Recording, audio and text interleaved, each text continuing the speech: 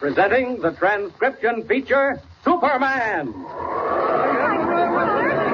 Up in the sky! Look! It's a bird! It's a plane! It's Superman!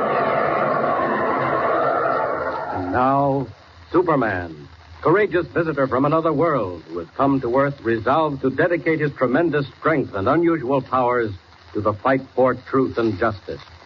Superman, who mingles with ordinary men disguised as mild-mannered Clark Kent, reporter for the Daily Planet newspaper. When we last saw Kent, he was piloting a seaplane in company with the Planet's editor, Perry White, searching in the storm-swept darkness for a tiny man-made island 50 miles out to sea.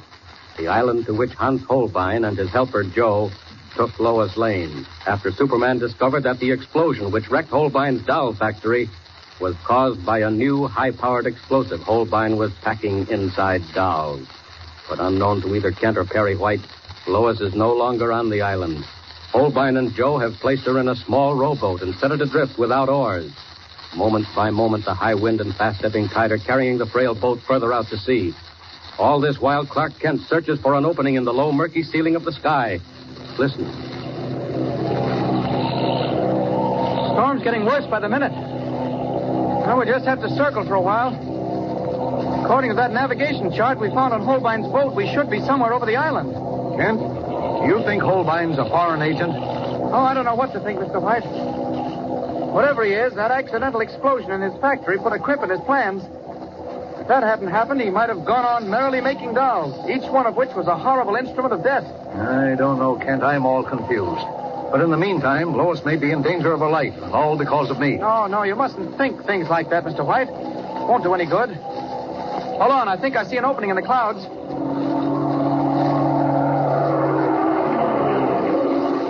We got through, Mr. White. There's the ocean, 500 feet below us. It looks bad, Kent. Rough water. Can you see any land? No, just water. Wind probably blew us off our course. Here, let me see that chart again, will you? Here it is. Well, according to the chart, the neck of land should be somewhere in this neighborhood, unless my calculations are all wrong. Yeah, I certainly wish we had better weather. It's fierce, absolutely fierce. Even if we did find the island, Kent, do you think you can land in that running sea? I can try. We'll circle a bit. Keep your eyes open, Mr. White. Kent!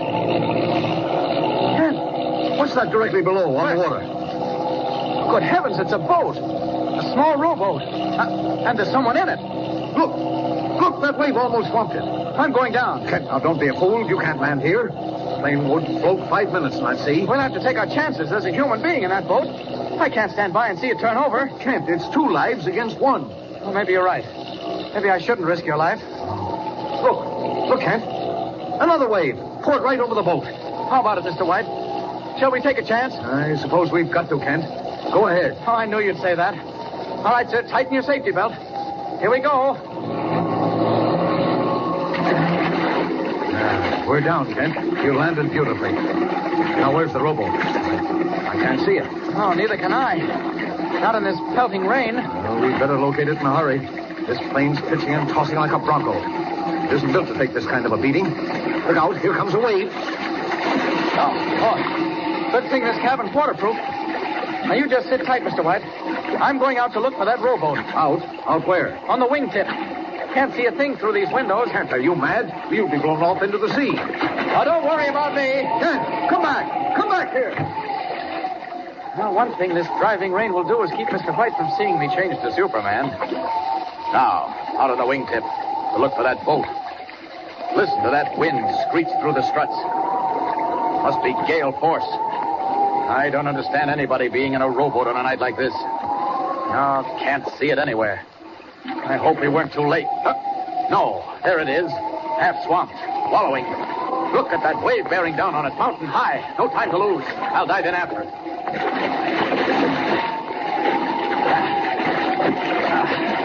Oh, that wave capsized the rowboat. I may not be able to find whoever was in it.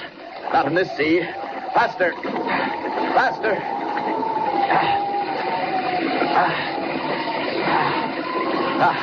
Here's the boat. There's no sign of a human being. Wait, what's that bobbing up ahead? It's a man. He's sinking. Got him. Good heavens, it's a woman. It's Lois. Lois Lane, half drowned. Someone's calling. Mr. White shouting for help. Look, the plane. A wave hit it and turned it over. It's going down. Hold on, Mr. White. Hold on. He hasn't a chance. Can't make much speed with one arm. I must keep Lois's head above water. Mr. White! Mr. White! Oh, the plane sank like a rock. There's nothing but an oily film on the water. Mr. White! Mr. White! Oh, he's gone. Probably went under with the plane. There might be a slim chance of finding him if I dove down, but that would mean leaving Lois to drown. No, I can't take that chance. Got to get her to a doctor before it's too late. Up! Up! And away!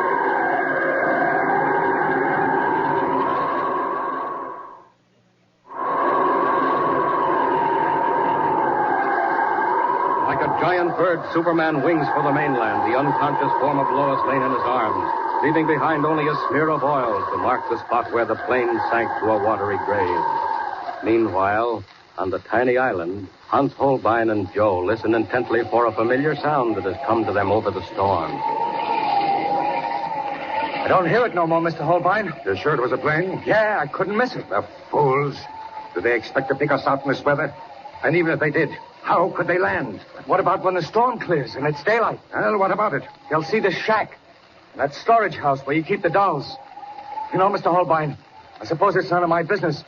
But I still don't get the point in loading the island with them powder-filled dolls. You're being paid and paid well, aren't you? That's enough. It ain't that, Mr. Holbein. I was just wondering. You've been carting that high-powered stuff over here for almost a year. And I would have kept carting it if that Peters numbskull hadn't dropped the lighted match into an open case of dolls and caused the factory to blow up. I know. But what are you going to do with all this stuff that's here now? Almost a ton of it. What am I going to do with it?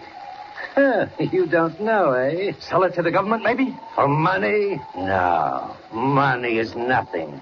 Power. Power is the important thing.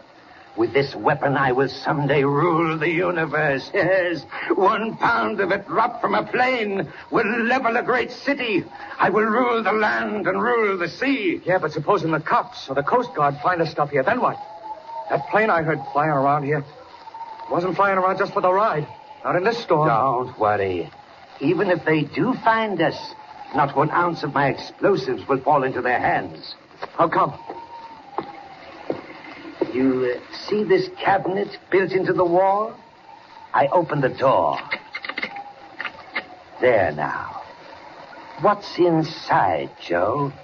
It looks like a master switch with a clock attached to it. You are 100% right, Joe. A master switch with a clock attached to it. Yes, I think I'd better wind the clock.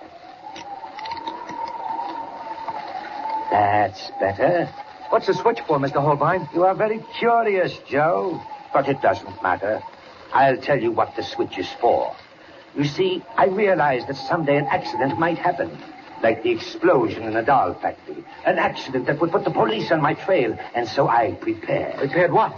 Buried deep in the sand, all over the island, are hundreds of pounds of my explosive.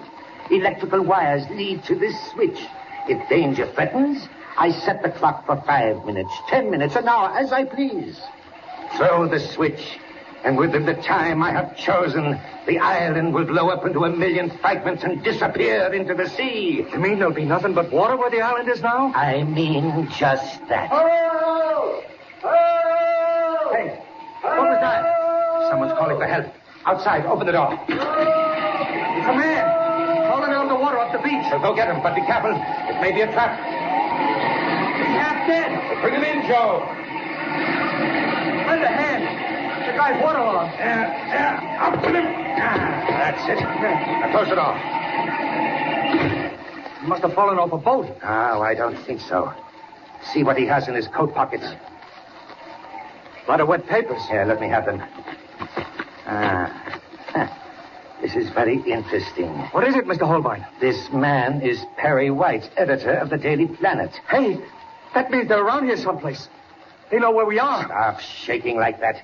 Tie him up quickly. There's rope in the corner. Now, hurry. There's not much time. What you going to do? Oh, never mind. All finished? Yeah. He won't get loose. All right. Stand up. Hey, what you pointing a gun at me for? Turn around, Joe, and put your hands behind you. Hey, what's the big idea? You ask too many questions, Joe. You're too curious. Men who are curious can't be trusted. There. That fixes your wrist. Yes, this rope came in handy. Hey, you ain't gonna leave me here. Now get down. Down on your stomach. Hey, don't leave me here, please. Please don't leave me here. Now, a few turns of the rope around your ankles. No. Tighten it up. And we're through. I didn't mean nothing. Boss, you can trust me. I'll set the clock for 10 minutes. That'll give me enough time to get off in my plane. The wind's down. No, not that. There. There, that does it. Now to throw the switch. No, please, Mr. Holbein. Don't leave me here. I don't want to die. Sorry, Joe. No. But I can't take any chances. No. Goodbye, Joe. No. Come back. Come back. Come back. Holbein. Come back. Only 10 short minutes before Hans Holbein's diabolical instrument of destruction blows the tiny island apart and makes it vanish into the sea, taking editor Perry White and Joe with it. What chance of either of them, with Superman speeding in the opposite direction after having snatched Lois Lane from a watery grave? Tune in next time and hear the startling climax of the transcription feature, Superman. Up in the sky, look! It's a bird! It's a plane! It's Superman! Superman is a copyrighted feature appearing in Action Comics magazine.